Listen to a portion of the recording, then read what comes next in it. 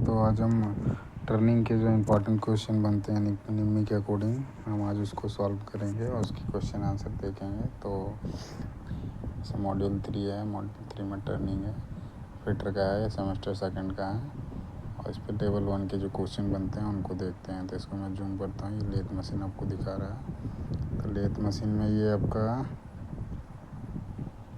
X part का नाम पूछा है, what is the name of the lathe specification marks X. तो ये एक्स इसमें क्या है, तो इसको जैसे देखते हैं। ये आपका टेल स्टॉक क्वेश्चन जो पूछ रखा है उसके अकॉर्डिंग पहले आंसर कर लेते हैं। तो लेंथ बिटवीन सेंटर हो जाएगा सी आंसर। तो हम इसको देखते हैं, ये आपका टेल स्टॉक हो जाएगा, टेल स्टॉक हो जाएगा, है ना। ये हेड स्टॉक हो जाएगा, ये आपका पूरा एप्रन हो जाएगा। अब इसमें डायमीटर ऑफ स्विंग में क्या होता है कि इसकी जो स्विंग होती है डायमीटर चक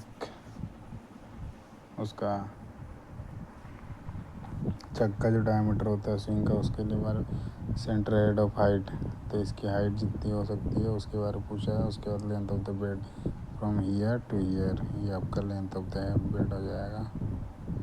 और जैसे देखते हैं और कुछ चीज़ों को, तो यहीं पे आपका मिलेगा, यहाँ पर टॉप स्लाइड मिलेगा, ये हैंडल हो गया, एप्रन जिस पे स्लाइड करता है। यहाँ पे जो दो दिख रहे हैं, एक दो, आपका एक फिट शाफ्ट होगा, ये आपका वो लीड स्क्रू होगा।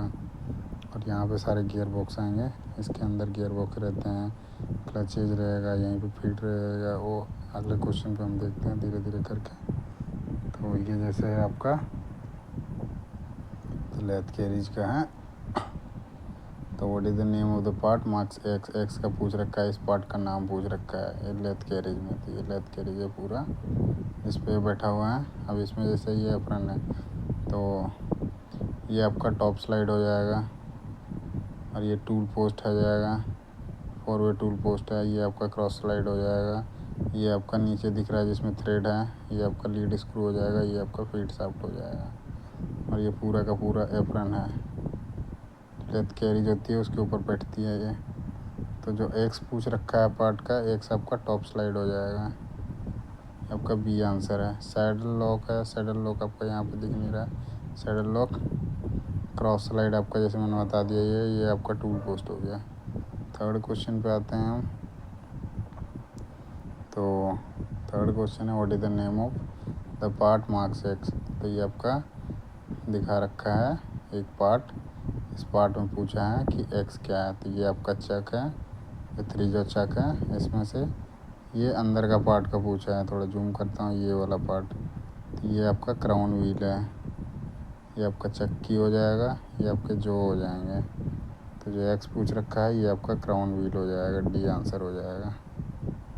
बैक प्लेट बॉडी आपका पीछे से हो जाएगा, ये पूरा बॉडी। एक्सटर्नल जो हो जाएंगे, ये वाले एक्सटर्नल जो होंगे, ये क्राउन व्हील हो गया और इसके पीछे जस्ट बैक प्लेट होगा, ये आपका चक्की हो गया। नंबर क्वेश्चन पे हम आते हैं। तो 4th नंबर क्वेश्चन क्या है, ऑपरेशन का नाम पूछा है, what is the name of operation. तो ये ऑपरेशन हो रहा है इसमें, ये आपका टूल है और ये आपका जॉब है। तो इस पर ऑपरेशन का नाम पूछा है, ये ऑपरेशन कौन सा ऑपरेशन है, ठीक है। तो ये आपका जो हो जाएगा अंडरकट शोल्डर है। फिलेट स्क्वायर शोल्डर में क्या होता है, इस तरह का ही होता है, पर इसका जो टूल होगा वो टूल चेंज हो जाएगा, उस पर ये दोनों लगभग सेम रहेंगे। बेबल शोल्डर में क्या होगा, थोड़ा सा एंगल आ जाएगा इस पर। 5th नंबर क्वेश्चन पे आते हैं। तो what type of cutting tool use in mass production. तो मास प्रोडक्शन में जो कटिंग टूल यूज़ करी जाती है वो कौन सा पूछ रखा है कि कौन सा यूज करा जाता है। तो आपका inserted bit with 5 number through away tool post bolt tools जो होता है, जिसको एक बार यूज़ करा उसका ख़त्म हो गया फिर उसके बाद उसको हटा देता है। तो मास प्रोडक्शन में टूल को ही चेंज करा जाता है। तो उसमें टूल कौन सा करा जाता है, तो आपका थ्रो अवे टाइप टूल्स होता है उसका यूज़ करा जाता है। सॉलिड टूल जनरल यूज़ में होता है। 6 नंबर क्वेश्चन आते हैं, which gauge is use to compare the profile of thread. तो थ्रेड को प्रोफाइल को कंपेयर करने के लिए जो यूज़ करा जाता है आपका, वो आपका होता है D number screw pitch gauge, ठीक है। प्लग गेज क्या होता है, जो आपका इंटरनल डायामीटर होती है सिलेंड्रिकल डायामीटर होती है उसको चेक करने के लिए यूज किया है। फीलर क्या करा जाता है, फीलर गेज का जो गैप होता है मेटिंग पार्ट्स के बीच में उसके लिए यूज़ करा जाता है। आपका रेडियस गेज होता है, रेडियस चेक करने के लिए इंटरनल और एक्सटर्नल दोनों चेक करने के लिए रेडियस गेज का यूज़ करा जाता है। 7 नंबर क्वेश्चन में आते हैं हम, इस type of thread is use in screw jack. Screw jack में जो थ्रेड यूज़ करा जाता है कौन सा टाइप का यूज़ करा जाता है, तो आपका वो स्क्वायर थ्रेड यूज़ करा जाता है। एकमी थ्रेड जो होता है लेथ के लीड स्क्रू पे यूज़ करा जाता है थ्रेड काटने के लिए। वी थ्रेड जनरल पर्पज़ के लिए यूज़ होती है और नकल थ्रेड रेलवे कपलिंग्स में यूज़ होता है।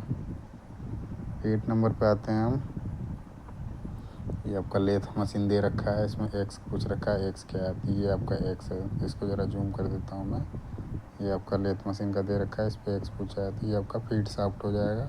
इसमें और भी बता देता हूँ, ये फीड शाफ्ट हो जाएगा। ये आपका टेल स्टोक हो गया, ये इसका हैंडल हो गया, ये टूल पोस्ट का हो गया, ये टूल पोस्ट है, ये टॉप स्लाइड है, ये क्रॉस स्लाइड यहाँ पे हो जाएगा, यहाँ पे क्रॉस स्लाइड हो जाएगा, ये अपरन पूरा हो जाएगा, इसका हैंडल है। फिर ये बाकी ये फीड्स है, लीवर हो गए हैं ये सारे, इसमें आपके अलग अलग आएंगे जब बताएंगे। ये आपका चेक हो गया और यहीं पे स्पिंडल होती है।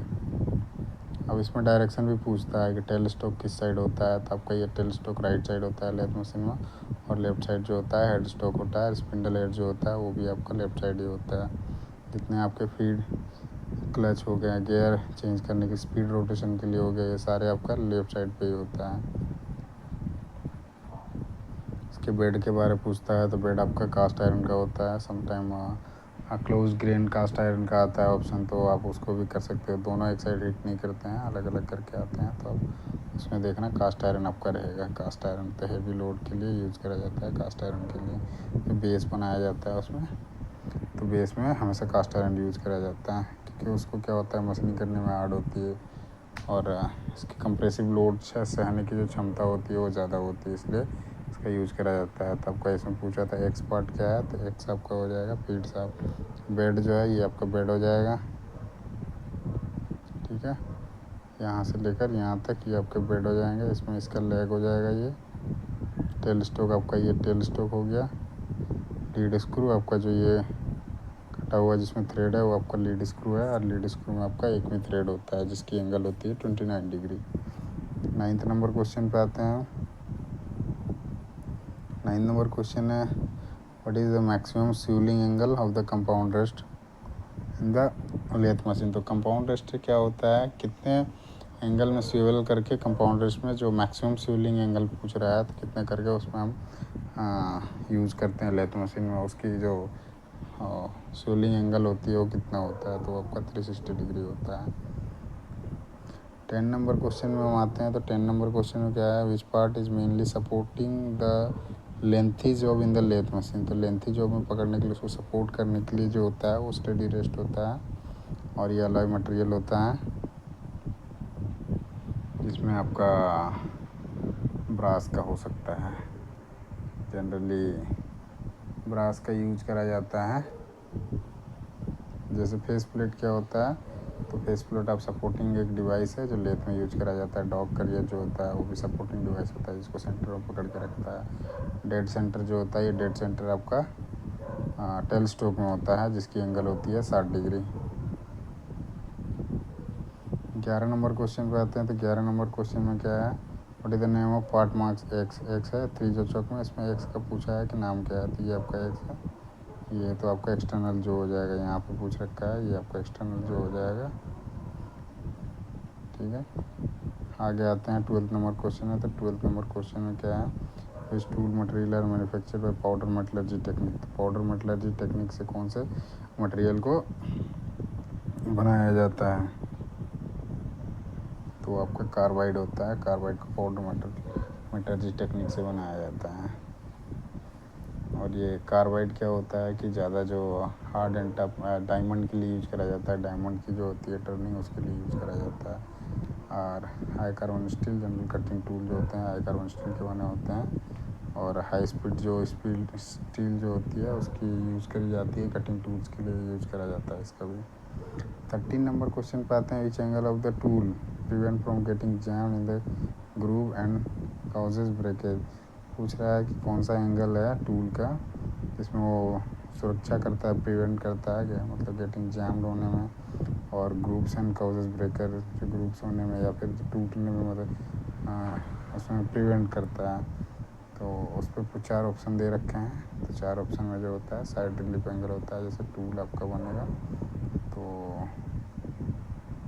ये आपका टूल रख लो। तो इसमें कई 4 प्रकार के 4 5 6 जैसे फ्रंट क्लियरेंस एंगल होता है, साइड क्लियरेंस एंगल होता है, साइड रिलीफ एंगल होता है, टॉप रैक एंगल होता है। तो ऐसे करके इसमें पूछा जाए जो प्रिवेंट करता है गेटिंग जैम होने में और ग्रूव एंड ब्रेकेज होने में, तो आपका साइड रिलीफ एंगल होता है। फ्रंट क्लियरेंस एंगल क्या होता है कि जो चिप्स निकलते हैं उसके लिए छोड़ा जाता है कि चिप्स आसानी से निकल सकें। आगे चलते हैं हम 14 नंबर क्वेश्चन में, what is the unit of cutting speed in turning. तो कटिंग स्पीड पूछ रखा है टर्निंग का, तो ये मीटर पर मिनट में होता है कटिंग स्पीड ऑफ टर्निंग के लिए। टर्निंग में कटिंग स्पीड जब भी पूछेगा तो मीटर पर मिनट होता है। उसके बाद बाकी जैसे देखते हैं तो ये मीटर पर सेकंड, ये आपका स्पीड का होता है मीटर पर सेकंड। mm पर मिनट हो गया आपका, ये आपका, चलो इसको छोड़ो, आगे चलते हैं हम अगले सवाल पे 15 नंबर पे। इस पे जैसे ऑपरेशन किया हुआ है उस ऑपरेशन का नाम पूछा है।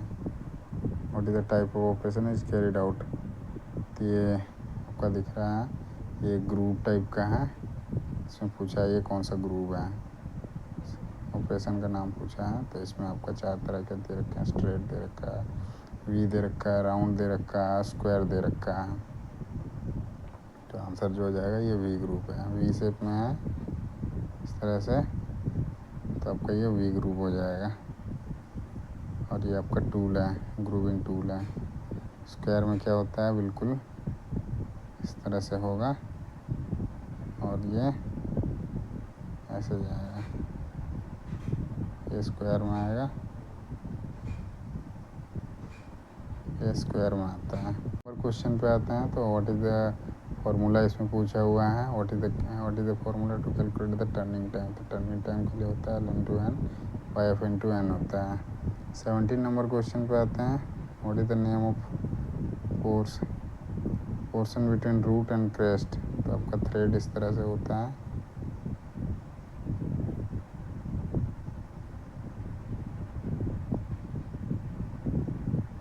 ये आपका थ्रेड है ना। तो इस पर ये आपका रूट होता है और ये क्रेस्ट होता है। तो ये वाला जो पार्ट होता है उसका नाम पूछ रहा है, तो आपका फ्लैंक हो जाएगा। रूट आपका निचला हिस्सा हो गया, थ्रेड एंगल जो है इस पर जो एंगल बनेगा वो एंगल के बारे डेप्थ हो गया फ्रॉम ईयर टू ईयर, कि आपका डेप्थ हो जाएगा। और फ्लैंक जैसे मैंने बता दिया, रूट और क्रेस्ट के बीच की जो दूरी होती है उसको फ्लैंक या साइड बोलते हैं। 18 नंबर में क्वेश्चन में क्या है, what is the principle of dial test indicator. तो डायल टेस्ट इंडिकेटर का प्रिंसिपल पूछा है। तो 18 नंबर का आपका आंसर हो जाएगा सी, रैक ऑन पिनियन के प्रिंसिपल पे वो काम करता है। स्क्रू एंड नट पे आ जाएगा तो आपका ये माइक्रोमीटर जो है उस पर काम करता है। ये गियर का टाइप है, worm and worm wheel. Sliding का आपका वर्नियर कैलिपर में मिलेगा। 19 नंबर क्वेश्चन पे आते हैं, which dimension is measured by screw using screw thread micrometer. तो उस पर आप क्या करते हैं, स्क्रू थ्रेड माइक्रोमीटर जो होता है उस पर आपका इफेक्टिव डायमीटर ऑफ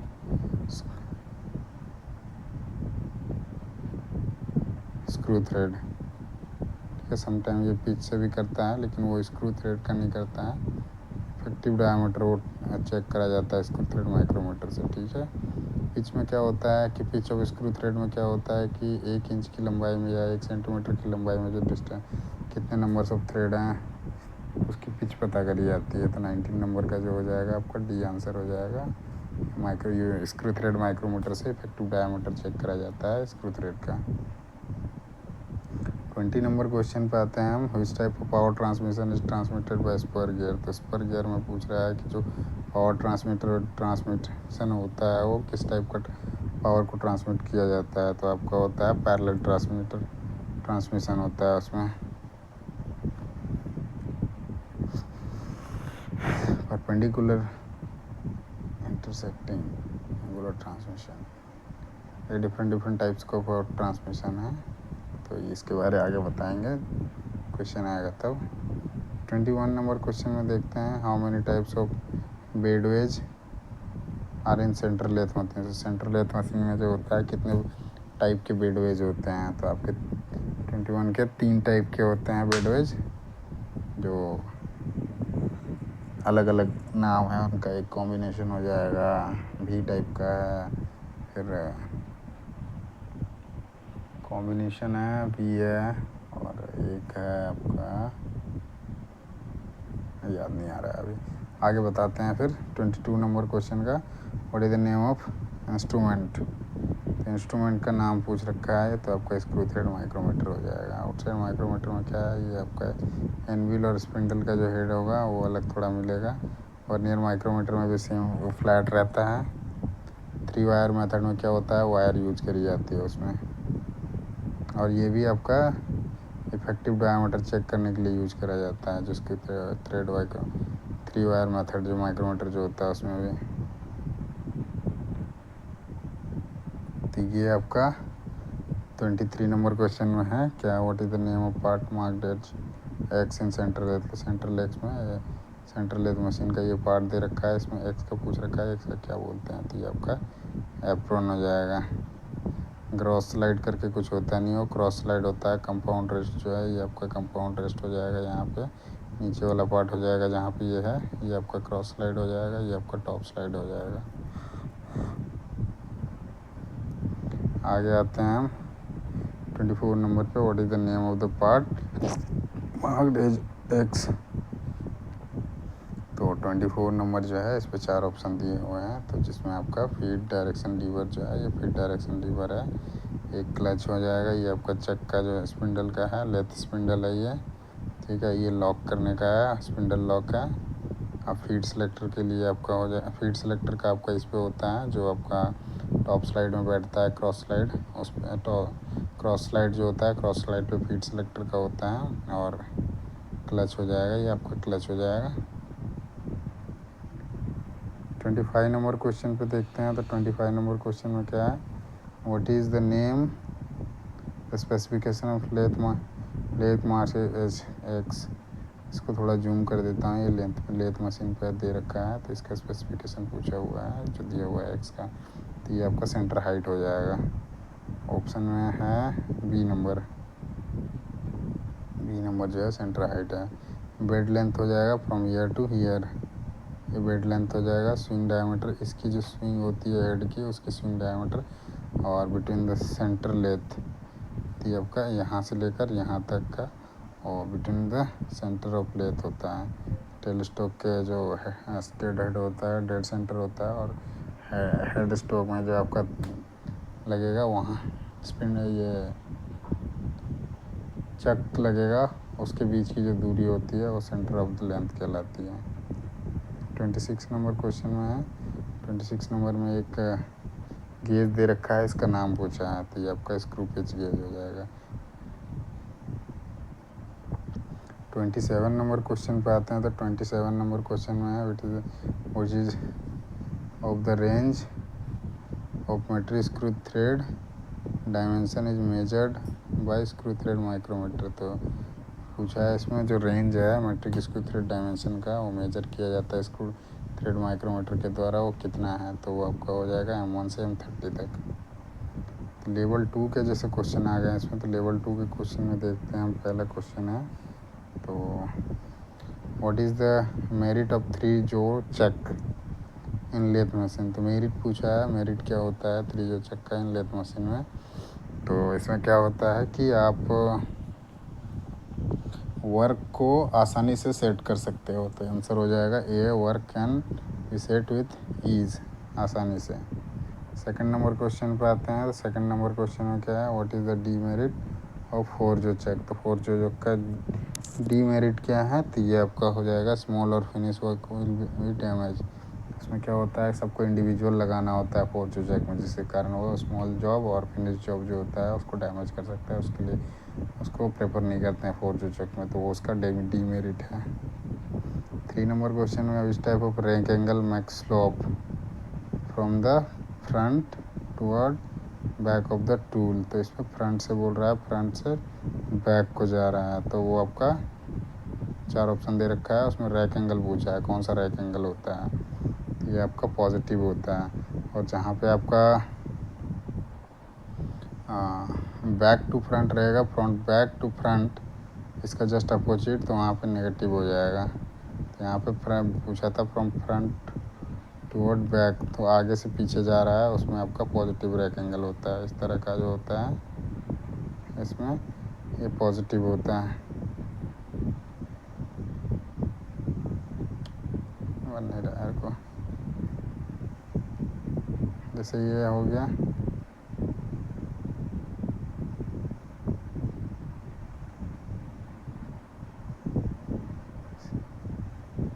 चलो आगे चलते हैं। 3rd नंबर हो गया। 4th नंबर क्वेश्चन पे चलते हैं। तो 4th नंबर क्वेश्चन क्या है, what is the name of the operation. Operation का नाम पूछा है। Carried out in turning to remove burr, burr को निकालने के लिए, और शार्पनेस जो होता है एज का, उस कंपोनेंट को निकालना, कंपोनेंट के शार्पनेस को, बर को निकालने, और एज का जो शार्पनेस होता है उसको जो ख़त्म करने के लिए जो उपयोग करा जाता है, उस प्रोसेस ऑपरेशन को क्या बोलते हैं। तो वो आपका होता है चैम्परिंग। प्लेन टर्निंग में क्या होता है, ये सरफेस है सिलेंड्रिकल सरफेस, तो इस पर प्लेन टर्निंग करेगा तो फ्रॉम ईयर टू ईयर वो आपका प्लेन टर्निंग होता है। ग्रूविंग में क्या होता है, ग्रुप्स बनाया जाता है। स्टेप टर्निंग में क्या होता है, ये आपका स्टेप टर्निंग में हो जाएगा, इसकी साइज और इसकी साइज, उसमें स्टेप छूट जाएगा, वो स्टेप टर्निंग होता है। अब इसमें क्या है, find out the spindle speed for turning dia 40 mm cast iron rod if the cutting speed इतना। तो इस पर आप फार्मूला लगाओगे कटिंग स्पीड की, तो जो इसका फाइनल वैल्यू आएगा वो मैं, चलो इसको लगा देता हूँ कटिंग स्पीड का। तो इस पर होता है पाई DN अपॉन 1000। तो इसमें वैल्यू पुट करते हैं।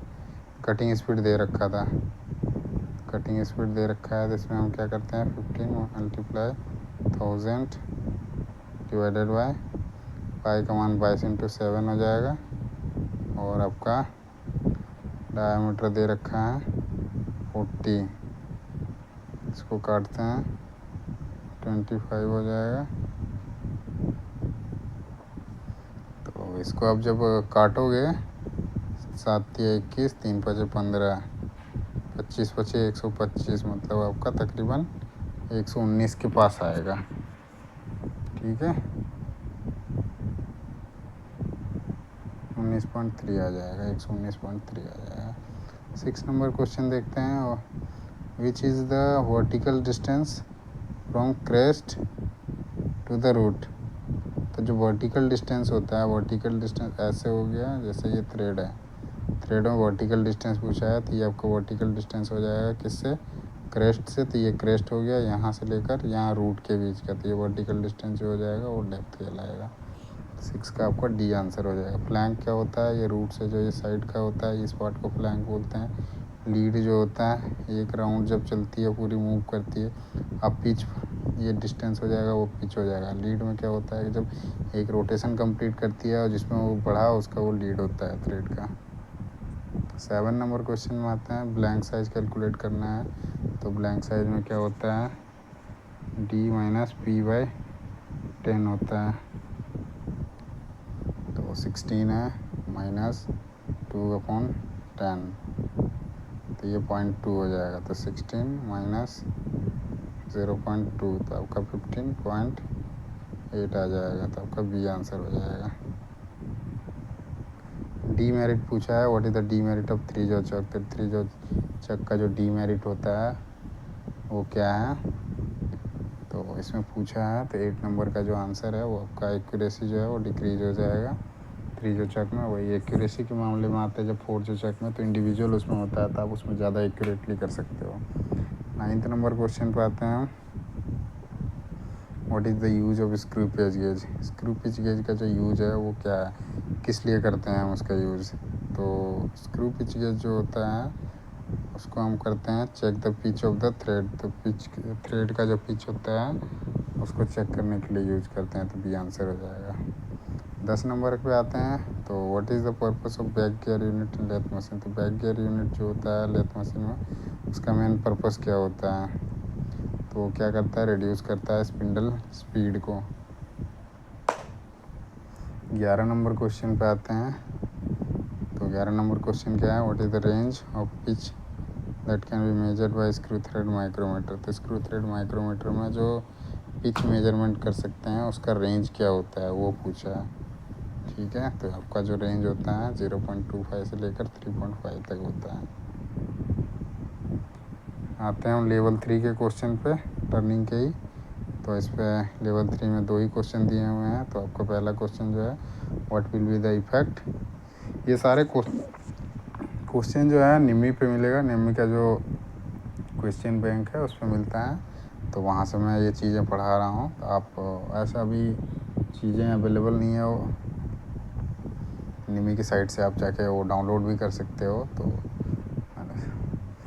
पहला क्वेश्चन जो है इसमें लेवल 3 का जो है, what will be the effect if the carriage is not locked while facing. तो आप यदि कैरेज को लॉक नहीं करते हो फेसिंग के टाइम में, तो क्या उसमें इफ़ेक्ट आएगा। तो जो आपका सरफेस बनेगा वो आपका कॉन्वेक्स फेस बन जाएगा। सेकंड क्वेश्चन क्या है, हाँ, पीप क्या आता है जब आपका सेंटर हाइट में नहीं होगा, बिल्कुल सेंटर में नहीं होगा टूल जो है, तब आपका पीप आता है। ठीक है, और सेकंड क्वेश्चन में क्या है, what is the defect cause if the tool is not set the correct centre height. ये क्वेश्चन है व्हाइल फेसिंग। तो आपका क्या आएगा, pip left in the centre आ जाएगा। ठीक है दोस्तों, कैसा लगेगा वीडियो ज़रूर बताइएगा। और वीडियो अच्छा लगा तो लाइक करना ना भूलें, और चैनल को सब्सक्राइब करना ना भूलें, जिससे अगली अपडेट जब भी आती है तो आपको सबसे पहले मिलेगी। धन्यवाद।